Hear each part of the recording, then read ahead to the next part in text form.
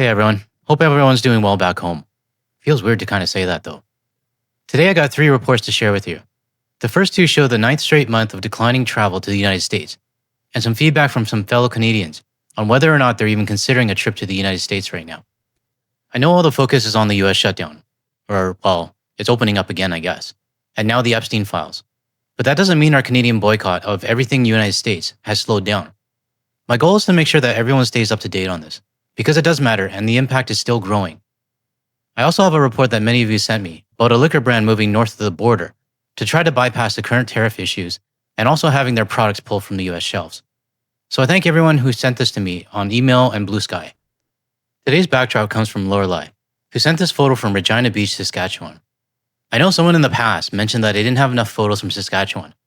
Well, thanks to Lorelei, I have quite a few to add to the collection. Thanks again for sending these in. All right, let's get into the first report. Well, newly released travel data suggests Canadians are still staying away from the U.S., with Donald Trump's trade war leaving many of them making alternative travel plans. The CBC's Jennifer Lagrassa has been looking through the numbers for us, and she joins us now from the Ambassador Bridge, which of course links Windsor, Ontario to Detroit, Michigan. So Jennifer, thank you for being here. Take us through this latest report from Statistics Canada. Yeah, so what we're really seeing is that Canadians are not visiting the United States as often as they used to. So this latest report from Statistics Canada released this morning says that the number of return trips among Canadians traveling to the U.S. in October dropped by nearly 24% for air travel and then more than 30% for land travel. That's compared to the same time last year. It looks pretty much the same as September once you average out all the numbers, and then even average it out throughout the country. And the numbers kind of make sense. The summer season's over and travel usually slows down through this time of the year. In my non-expert opinion, we'll probably see the numbers drift up a little bit higher as winter comes around. But at least for now, we do have a solid baseline to compare future months again. I think the only thing that would cause a big jump is if something major were to happen at the border, like somehow Canadians have to pay a fee to go across, or some other big issue, enough to make the current Canadians crossing the border say, yeah, I'm not okay with this. Would we all like to see the decline be even stronger? Sure. But I'm not disappointed with where things are right now, because even at this level, we already know that it's doing real damage to the US economy. And we've really been seeing this decline since early this year. This, of course, tied to the souring relationship with the United States because U.S. President Donald Trump launched a trade war, has also been referring to Canada as the 51st state, which has really left a bad taste in people's mouths. We've heard from Canadians who are boycotting travel to the U.S., and that's really costing the United States. When we look at a recent U.S. Travel Association report, it estimates this year, America will see a 6.3% drop in international visits and a 3.2% decline in international tourism spending. That's a loss of $5.7 billion compared to last year, and this is largely being driven by fewer Canadians. Inbound international tourism is not simply a nice to have for the US economy. It's a meaningful export of services, it's a driver of jobs, and a contributor to the trade balance. I wish your fellow US citizens had thought about that when they decided who to vote for. But the damage is already done, and the important thing now is that we don't forget. The jobs that were lost, the businesses that were shut down, and the revenue that disappeared from the US economy, all of that was preventable. I was happy to spend my vacation money at home in British Columbia. I know a lot of you have redirected your money into Canada or to the countries that actually respect the tourists who visit them. Meanwhile, the United States is literally shooting itself in the foot.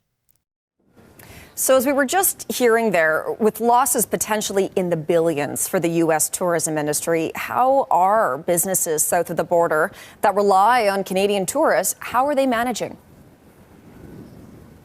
Well, we're hearing from those closest to the Canadian border that they really are hurting, and they're trying to entice Canadian customers. We know that tourism organizations in Seattle, in Buffalo, and upstate New York, they've actually got promos and discounts going for Canadians. And right here in Windsor, where people say that Detroit really feels like an extension of this city, we know that people aren't visiting as often as they used to.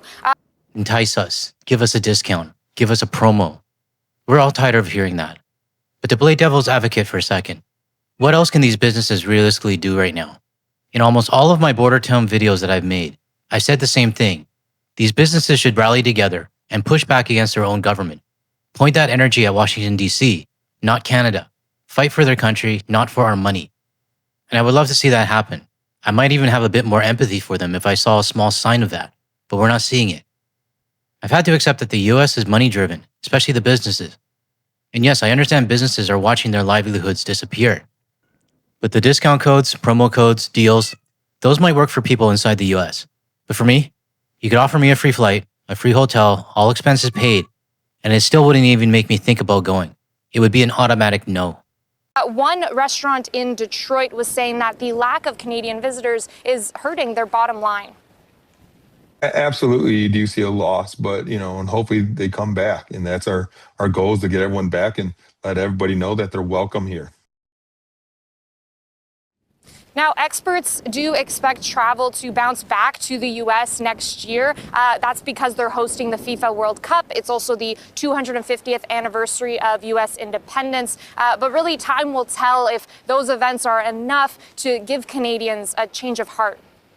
I'd really like to know who this expert is, because they're counting their chickens before they hatch. I'm going to assume that this is a US expert who genuinely believes that the big events, like the World Cup and the Olympics, is going to magically save their tourism industry. I can't wait for next year so I can bring this clip back when the US tourism hasn't turned around. Now moving on to the next report. This one looks at what our fellow Canadian citizens are deciding when it comes to traveling to the US. Snowbird Rena Hans owns a condo in Florida, but she's packing her bags instead for Costa Rica. Hans is one of many Canadians boycotting travel to the U.S. since U.S. President Donald Trump took office. We are never going to be the 51st state of the United States. I've chosen not to spend money in a country that is being that belligerent about us. Now, does this sound like a snowbird who's going to cave and head back to the U.S.? I know she has a place in Florida, but I'm actually referring to that arrogant U.S. CEO in Arizona, the one I did a few videos ago, who claimed that once the snow hits Canada, the snowbirds will cave and they'll come crawling back. Yeah, no. This tells me that a lot of Canadian snowbirds are just as pissed off as the rest of us. And that Arizona report that I covered earlier, it was full of shit. I'm glad the snowbird decided not to go to her condo in Florida, even though she still owns it.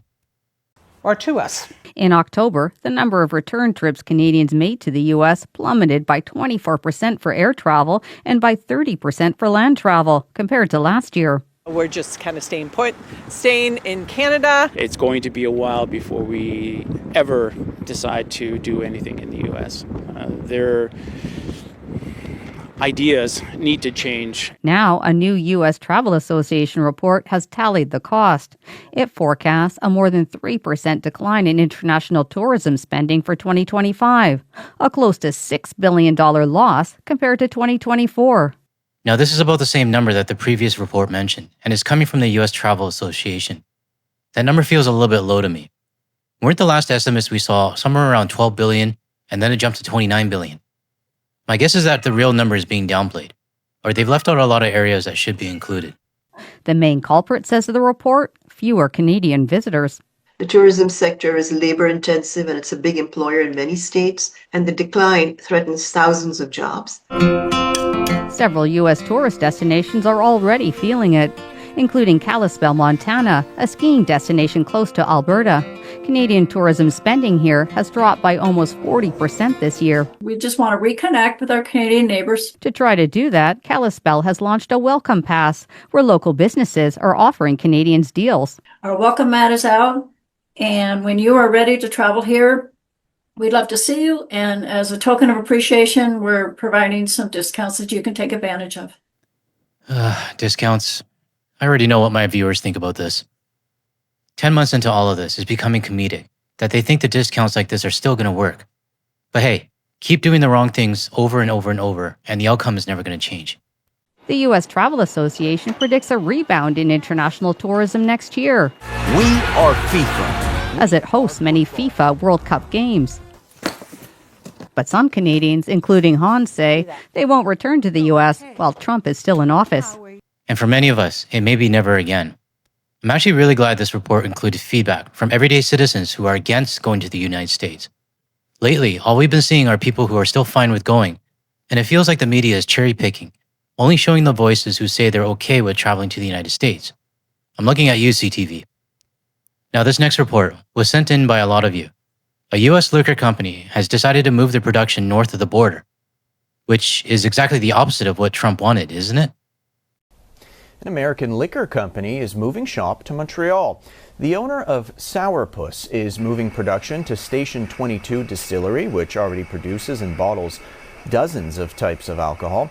The president and CEO says almost every bottle of Sourpuss it made was sold here in Canada, so it's been hit hard by the Canadian boycott of American products.